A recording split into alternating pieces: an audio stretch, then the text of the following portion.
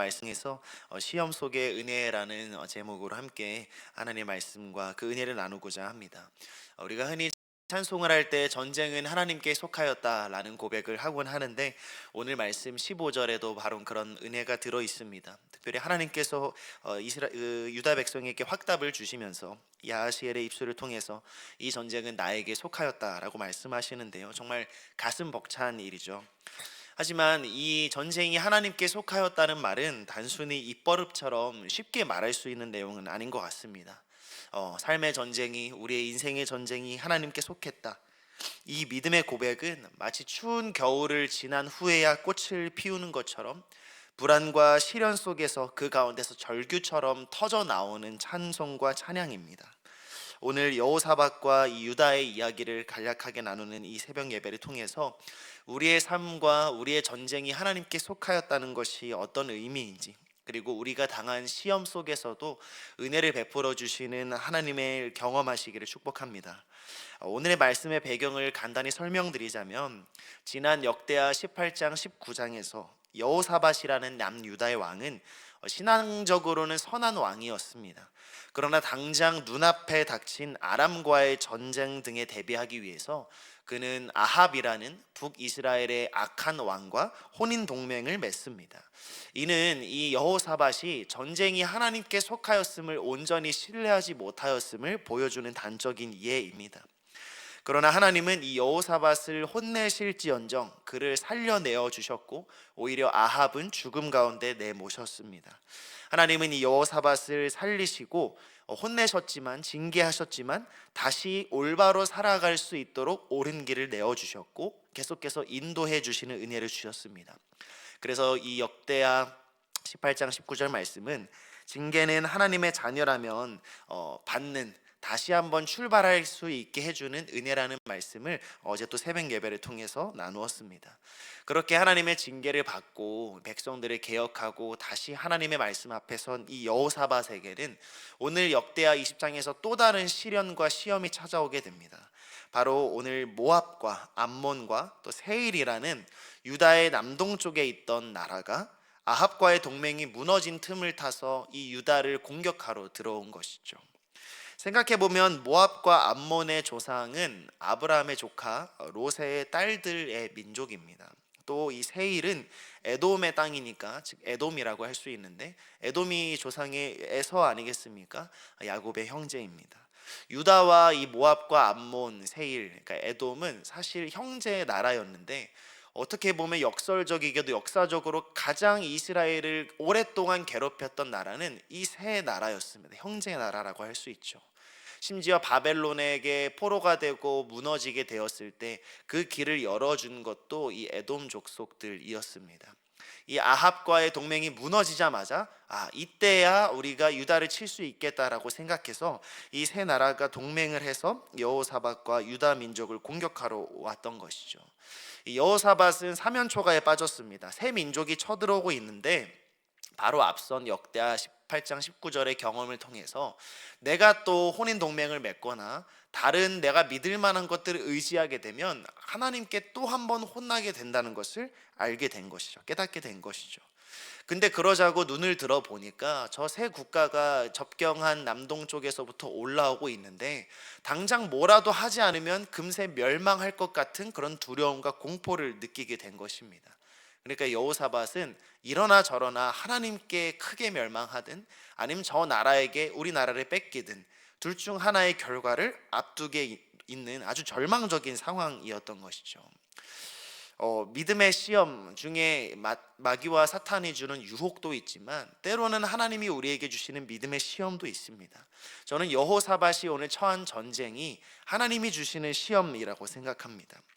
하나님께서 한번 징계하셨으면 미리 이런 일이 일어나지 않게 지켜주시면 참 좋으련만, 한번 혼내셨으면 다시는 이런 힘든 일이 벌어지지 않고 다른 강한 국가들이 계속해서 지속적으로 괴롭히지 않게 지켜주시면 참 좋으련만, 하나님은 계속해서 그런 상황에 두심으로써 우리의 믿음을 시험하실 때가 종종 있으십니다.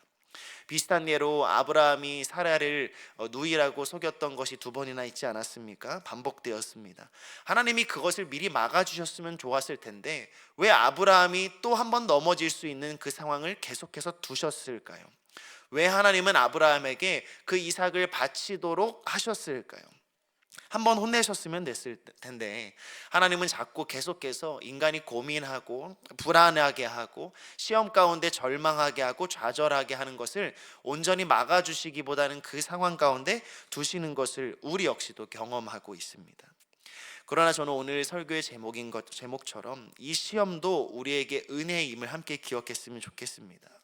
하나님의 징계가 우리가 새롭게 출발할 수 있게 해주는 새 출발이라면 이 믿음의 시험은 그 믿음이 자신의 것이 될 수 있도록, 그 믿음이 실력이 될 수 있도록 인도하시는 하나님의 은혜인 것입니다.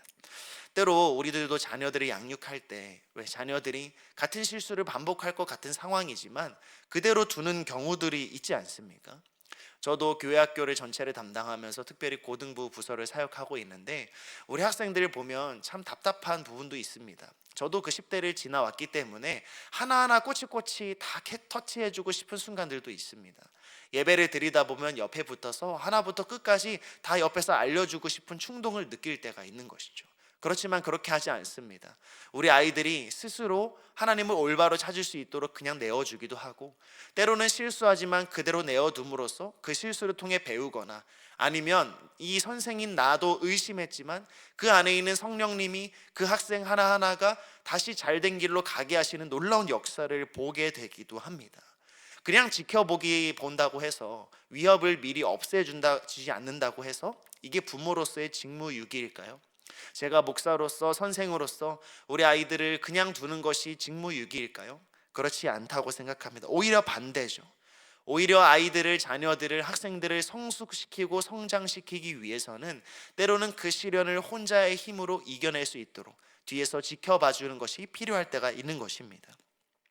오늘 이 유다 백성에게 주어진 하나님의 시험은 여호사밧과 유다 백성이 하나님의 적극적인 개입, 즉 제가 매일 고등학생들에게 꼬치꼬치 하나하나 잔소리하지 않아도 늘 하나님이 함께 계시는 것을 깨닫는 경험을 실력으로 주시기 위해 마련하셨다고 믿습니다.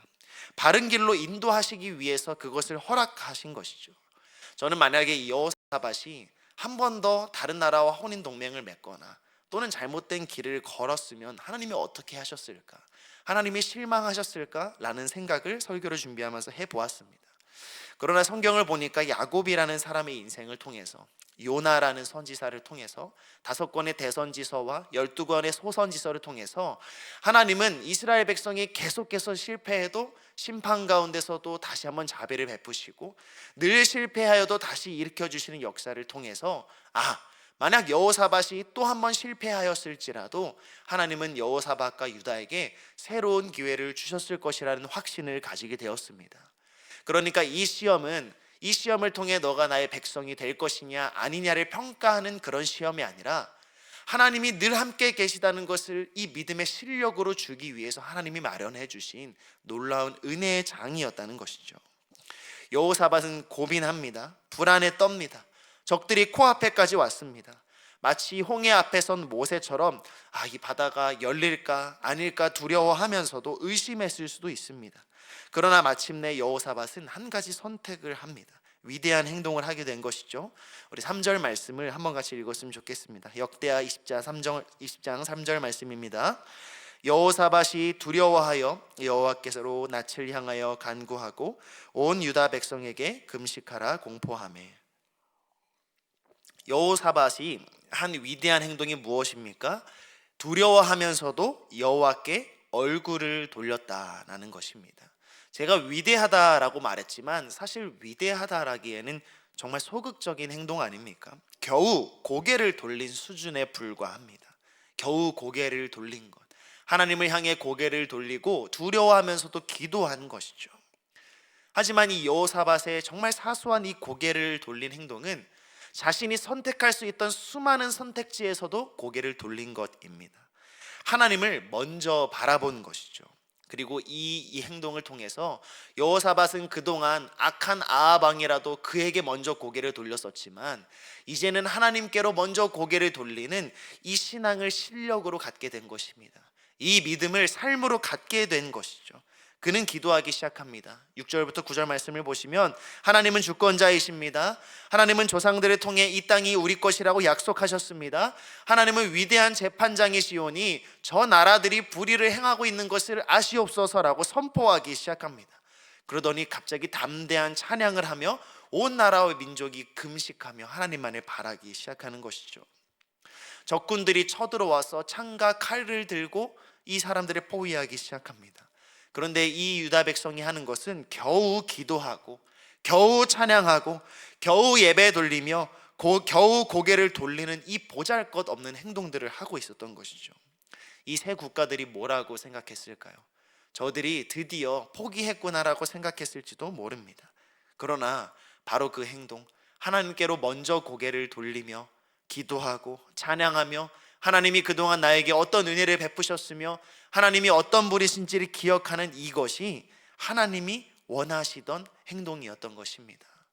이 상황을 통해서 하나님이 여호사밧에게도 원했던 것은 가서 전쟁을 벌이고 창을 쥐고 나아가 진군하고 이런 정말 적극적이고 대단한 행동을 여호사밧에게 원했던 것이 아니라 정말 사소한 행동이지만 다시는 아합에게 눈을 돌리지 않고 나를 먼저 바라보는 것, 하나님이 너에게 무슨 일을 하셨는지를 기억해내는 것, 그리고 불안과 두려움과 초조함과 하나님을 의심하는 마음이 그 안에 있을지라도 하나님을 찬양하는 행동이 하나님이 원하셨던 행동이라는 것이죠.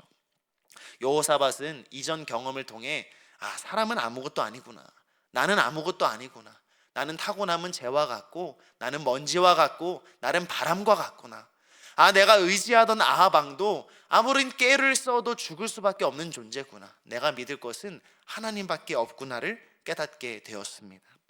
바로 그때 하나님은 두 가지 은혜를 주신 것이죠. 하나는 더 이상 징계받지 않아도 될 믿음을 가진 이 여호사밧의 믿음이 성장하게 되었다는 사실입니다.